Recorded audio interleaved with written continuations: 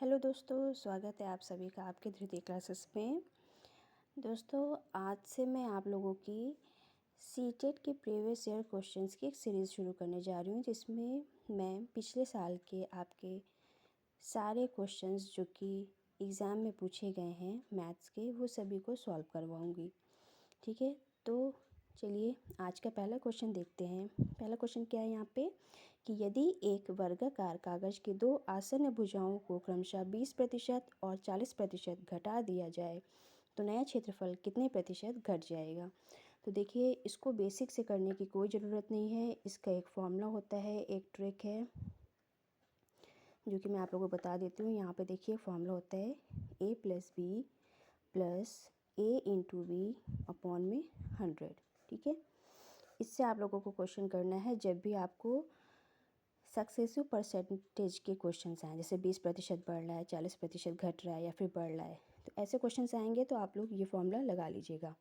अगर कहीं बढ़ने की बात होगी तो प्लस करिएगा और कहीं घटने की बात हो रही है तो माइनस कर लीजिएगा। यहाँ पे 20% और 40% दोनों घट रहा है, तो यानी हम ए की जगह पे क्या रखेंगे, -20, बी की जगह पे भी हम रखेंगे -40। ठीक है, और ये प्लस लगा लेंगे। ए की जगह पे हमने -20 लिया है, बी की जगह पे -40 डिवाइडेड बाय 100। ठीक है, अगर बढ़ने की बात होगी तो प्लस ही लेके चलेंगे, यहाँ घटने की बात हो रही है इसलिए हम माइनस लेके चल रहे हैं। फिर ये माइनस माइनस हो जाएगा प्लस, तो -20 -40 कितना हो जाएगा, -60। ये प्लस ही रहेगा, ये माइनस माइनस प्लस हो जाएगा। ठीक है, तो 2 4 8 हो जाएगा 800 अपॉन में 100। ये एक ज़ीरो से एक ज़ीरो कैंसिल, ये ज़ीरो से ये ज़ीरो, तो -60 + 8। ठीक है, तो अब यहाँ पे कितना हो जाएगा, माइनस प्लस माइनस, अब हम माइनस कर देंगे तो कितना हो जाएगा 52%। ठीक है, और ये क्या आएगा, माइनस में आएगा, इसका मतलब क्या हो रहा है, हमारी वैल्यू घट रही है, यानी 52% यहाँ पे क्या हो जाएगा, क्षेत्रफल घटेगा। ठीक है, आगे बढ़ते हैं। नेक्स्ट क्वेश्चन है हमारे पास, समबाहु त्रिभुज की भुजा और ऊंचाई का अनुपात हमें निकालना है। यहाँ पे सबसे पहले समबाहु त्रिभुज क्या होता है, समबाहु त्रिभुज जिसकी हमारी तीनों भुजाएं क्या होती हैं, बराबर होती हैं। ठीक है, तो यहाँ पे ऊंचाई की बात कर रहा है, तो यहाँ से हम क्या करते हैं, इसकी ऊंचाई निकाल लेते हैं। तो अगर इसकी ये x भुजा है, ये x है, तो ये भी x होगी, क्योंकि समबाहु त्रिभुज की क्या प्रॉपर्टी होती है कि तीनों भुजाएं हमारी बराबर होती है। ऊंचाई को हम h मान लेते हैं, तो ये हमारा x है, तो हमने यहाँ पे क्या किया, एक परपेंडिकुलर डाला, जिससे ये हमारा क्या हो जाएगा, x/2 और ये भी हो जाएगा x/2। ठीक है, A B C 3 पॉइंट मान लेते हैं। तो हम यहाँ पे देखते हैं कि अगर हम सिर्फ इतने पोर्शन को ले लें, ये D मान लेते हैं, A B D। ठीक है, तो ये h है, ये x है और ये x/2 है। तो यहाँ पे क्या कर लेते हैं, यहाँ पे हम पाइथागोरस प्रमेय का यूज़ कर लेते हैं। पाइथागोरस प्रमेय क्या बोलता है हमारा, कि कर्ण का स्क्वायर = आधार का स्क्वायर प्लस लंब का स्क्वायर। ठीक है, पाइथागोरस थ्योरम क्या बोलता है, हाइपोटेन्यूज का स्क्वायर = बेस का स्क्वायर प्लस हाइट का स्क्वायर। ठीक है, तो यहाँ पे ए बी क्या है, x², बी डी है हमारे पास x/2² और ए डी है हमारा h²। हमें किसका निकालना है, भुजा और ऊंचाई में का अनुपात निकालना है। ठीक है, तो ये x² ऐसे ही रहने दीजिए, ये हो जाएगा x²/2 का स्क्वायर करेंगे तो 4 + h²। फिर इस टर्म को हम इस x² के पास ले आएंगे, इसके नीचे 1 मान लेते हैं, माइनस में x²/4, ये प्लस में है, जब इक्वल के हम इधर लाएंगे तो यहाँ पे क्या हो जाएगा, ये माइनस में हो जाएगा, = h²। यहाँ पे इसका एल्शियम ले लेते हैं, 4 एल्शियम आ जाएगा। ठीक है, सॉल्व कैसे करेंगे, ये डिनोमिनेटर है, ये न्यूमरेटर, डिनोमिनेटर, अंश और हर को हम क्या करते हैं, एल्शियम में डिवाइड कराते हैं। जब 1 को 4 में डिवाइड कराएंगे तो हमें 4 मिलेगा, फिर x² में मल्टीप्लाई करा लेंगे, यानी न्यूमरेटर में मल्टीप्लाई करा लेंगे।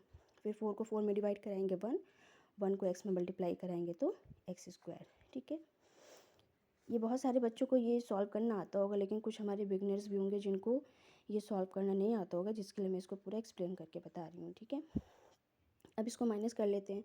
4x² में से x² माइनस करेंगे, यहाँ पे कुछ नहीं है तो 1 मानते हैं, तो माइनस करेंगे तो क्या आ जाएगा 3x²/4 is equal to h²। ठीक है, अब देखिए यहाँ पे हमें भुजा और ऊंचाई में निकालना है, यानी x हमारी भुजा है और ऊंचाई है, तो हमें इसे ऊपर रखना है, इसको नीचे रखना है। ठीक, तो h को हम यहाँ ले आते हैं और 3/4 को इधर भेज देते हैं, तो ये हमारा क्या है x²/h²। जब 3/4 को हम इक्वल के दूसरे साइड भेजेंगे तो वैल्यू हमारी रिवर्स हो जाएगी, उल्टी हो जाएगी, यानी 4/3 हो जाएगा। फिर ये स्क्वायर को जब हम 4/3 के पास भेजेंगे तो ये इधर आके स्क्वायर रूट हो जाएगा, यानी 4/3। ठीक है, 4 किसका स्क्वायर रूट है 2 का, और √3 एज इट इज़ ही रहेगा। तो भुजा और ऊंचाई का अनुपात कितना हो जाएगा 2:3 √3। तो ऑप्शन हमारा क्या है 2:3, ये हमारा सही आंसर होगा। ठीक है, देख लीजिए, फिर बढ़ते हैं नेक्स्ट क्वेश्चन की तरफ।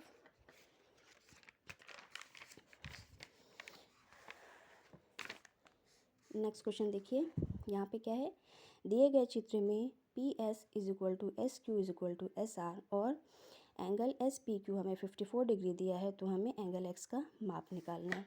यहाँ पे हमें बोल रहा है कि PS जो है SR के बराबर है और SQ बराबर है, ये तीनों भुजाएं हमारी बराबर हैं। यहाँ पे हमें ये एंगल दिया हुआ है 54 और हमें X निकालना है। ठीक है, तो कैसे निकालेंगे, यहाँ पे देखिए सबसे पहले देखते हैं ये हमारा PR क्या है। अगर हमारी ये बेस है, एक आधार है, जब हम किसी आधार पर यानी किसी बेस पे जब परपेंडिकुलर डालते हैं यानी लंब डालते हैं, तो यहाँ पे कितने डिग्री का एंगल बनेगा 90 डिग्री का एंगल बनेगा। ठीक है, और जब भुजाएं बराबर होती हैं तो भुजा पे बनने वाला कोण भी क्या होता है बराबर होता है।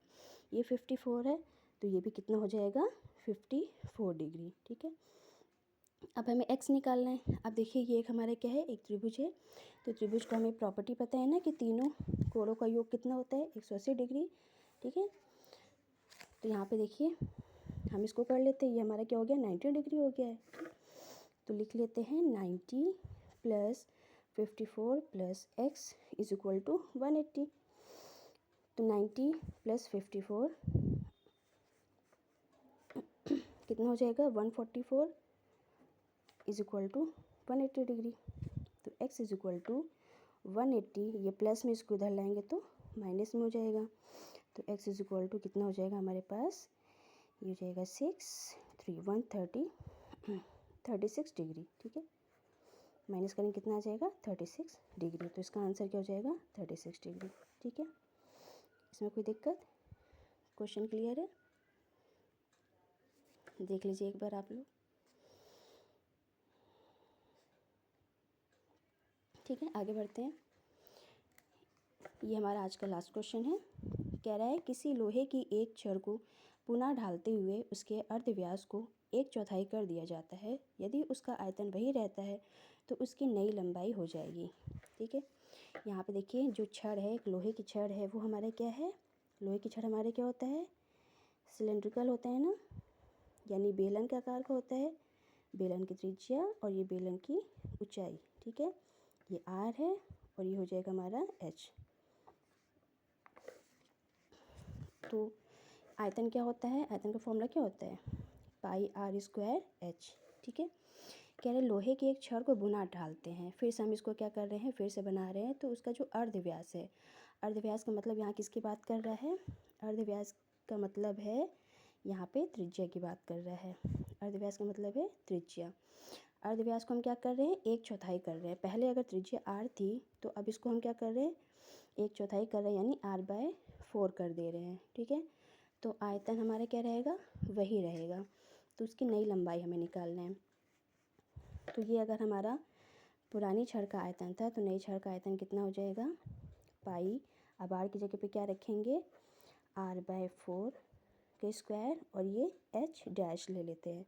ठीक है, नई ऊंचाई, ये पुरानी ऊंचाई है, ये नई ऊंचाई है, तो ये हो जाएगा पाई r²/16 इंटू h'। कह रहा है आयतन वही रहता है, तो हम ये अगर v1 ये v2 है, ठीक है, आयतन सेम रहता है ना, बोल रहा है v1 बराबर v2, तो हम v1 की वैल्यू यहाँ पे रख लेते हैं πr²h। ठीक है, तो ये पाई से पाई कैंसिल हो जाएगा, r² से r² कैंसिल हो जाएगा, तो h is equal to h dash upon में 16। तो नई ऊंचाई पूछ रहे हैं ना कि नई ऊंचाई कितना होगा, ये 16 को हम इधर भेज देते हैं।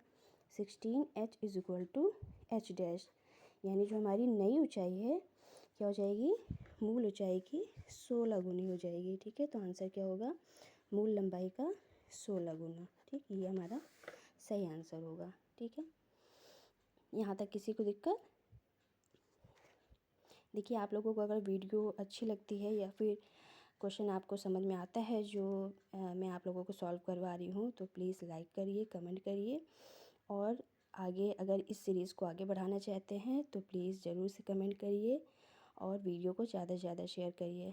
ठीक है, तो अब हम नेक्स्ट क्लास में ऐसे ही सीटेट के मैथ्स के बाकी प्रीवियस ईयर क्वेश्चंस को लेके आते हैं और ऐसे सॉल्व कराते हैं। ठीक है, तब तक के लिए नमस्कार।